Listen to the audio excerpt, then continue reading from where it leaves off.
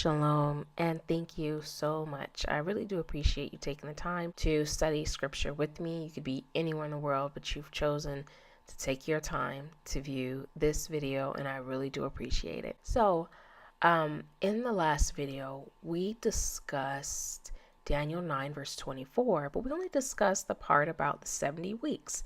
And in that video, we pointed out how 70 weeks is actually 490 years. Now, when we study the Daniel chapter 9 verses 24 through 27, when we study those verses, that prophecy, there's so many moving parts to it that it has to be broken down. So that's why I have to do multiple videos. We actually need to isolate things and look at the different parts of it and then get the big picture of everything. So that's why the video is broken up in the way it is. And this part, we're actually still going to continue in Daniel 9:24. So let's continue and see what the rest of the verse is talking about. And keep in mind, this is a prophecy that's over the children of Israel specifically. And this is to include the Mashiach, which is the Messiah, Yeshua. It also includes the temple and the holy city, Jerusalem. So the children of Israel, including the Messiah, the temple, and the holy city. So let's go ahead and take a closer look at the verse. It says, 70 weeks are determined upon thy people and upon thy holy city to finish the transgression, to make an end of sins, to make reconciliation for iniquity, to bring in everlasting righteousness, and to seal up the vision and prophecy, and to anoint the most holy.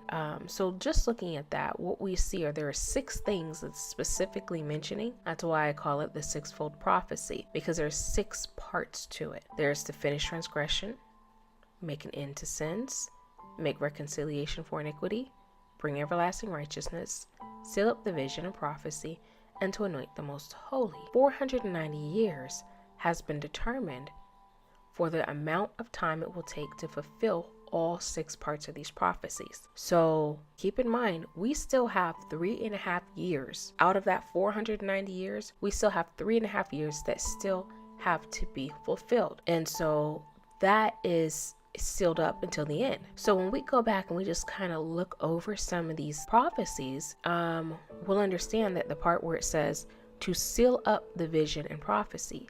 So that part has been fulfilled because the vision and prophecy has been sealed up since the time the Mashiach hung and died on the cross. So during that last week, he was cut off in the middle of the week, meaning he was killed, he died, he was hung. In the middle of the week, he hung on a cross. And then we have, and actually we'll go back to the beginning. So the first one is to finish transgression. Now there are biblical verses about finishing transgression amongst Israel, but Israel currently to this day is still in transgression against the Most High.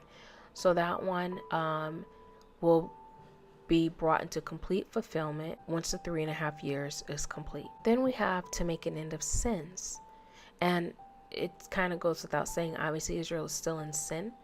And once that 3.5 years has been fulfilled, there will no longer be sin with Israel anymore. And so I did a video, and I did point that out in the video about the order of events for the book of Revelation. And if anyone has heard that and perhaps may have gotten offended, it was not to offend people, but it's just to point out biblical truth. And the truth is that once this prophecy, Daniel 9:24, is brought into full fruition, when it's completely fulfilled, all 490 years, that means that there will be no more sin with Israel. So the 3.5 years, once the whole tribulation period, because everything that goes on with the tribulation, the beast, all of that, all of it is not all 3.5 years. There's just a specific period. All of it is not 3.5 years. Some of it goes a lot longer than 3.5 years.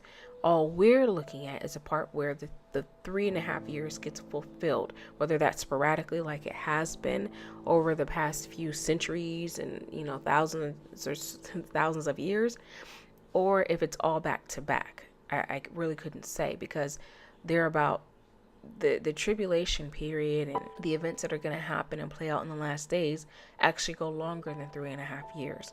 And if you watch the video or if you print out the PDF that I created, you'll be able to see that. Nonetheless, there is still a 3.5 year specific amount of time remaining to be completed. And after all that has happened, then the 1,000 years will begin. So that means that if, Israel, whoever of the Israelites that makes it into the 1,000 year, that makes it into the millennial kingdom, there will be no more sin with them. So when you have people in the millennial kingdom that are dying at the age of like 100 years old, as prophesied in scripture, and they're viewed as like dying really young because they only died at 100, it couldn't be Israel, because this prophecy says that once the 490 years is fulfilled, there will be an end of sins made. And remember, the verse says that's determined upon thy people. Upon thy people. That means that that's only determined upon Israel, not the Gentiles.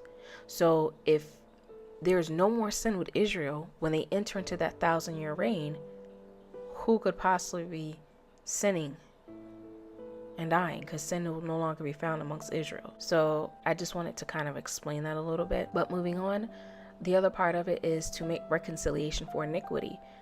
Same thing, because of Israel's transgression, we need to be reconciled. And that's what Revelations, that's what the end time is about, is bringing about reconciliation for our iniquity. And of course, Yeshua has died on the cross for our iniquities. So and I do have verses to support these, so I'm going to go ahead and include those verses at the end of the video. I'm not going to read them, but you would have the ability to pause it, write it down, or look at it at your leisure, to bring in everlasting righteousness.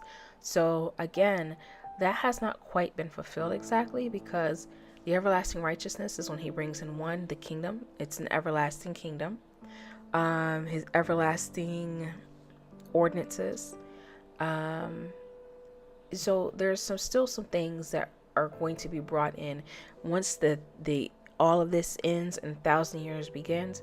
It's pretty much ushering in everlasting righteousness from this point forward. So the next one is to seal up the vision of prophecy. So the vision of prophecy is the vision that Daniel saw with the children of Israel. I mean, he was so distressed in what he saw, I believe he wanted to faint. The prophecy is the 490 years, because from the time Yeshua has died, that prophecy and vision has been sealed up, and we still have 3.5 years that remain.